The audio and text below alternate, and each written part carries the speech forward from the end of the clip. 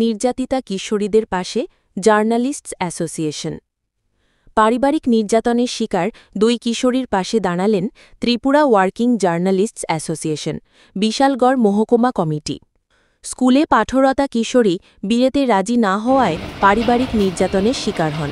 কিশোরী বর্তমানে বিশালগড় মহকুমা হাসপাতালে চিকিৎসাধীন। তার পাশে পরিবারের কেউ নেই, শুধু তার ছোট্ট বোন হাসপাতালে কিশোরীর সঙ্গে রয়েছেন। ত্রিপুরা শিশু সুরক্ষা কমিশন তাদের সব ধরনের সহযোগিতার আশ্বাস দিয়েছেন। এই অসহায় দুই কিশোরীর পাশে দাঁড়িয়েছেন Tripura working journalist association Bishalgarh মহকুমা কমিটির সদস্যরা। রবিবার বিশালগড় হাসপাতালে গিয়ে দুই কিশোরীর হাতে নতুন বস্ত্র, শুকনো খাবার, প্রসাধনী সামগ্রী এবং নগদ টাকা তুলে দেন অ্যাসোসিয়েশনের সদস্যরা।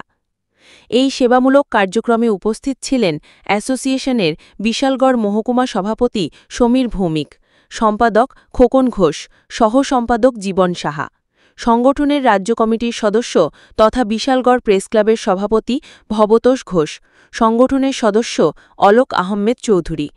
এই অসহায় কিশোরীদের সাহায্যার্থে আগামী দিনে এগিয়ে আসবেন বলে সংগঠনের কর্মকর্তারা জানিয়েছেন।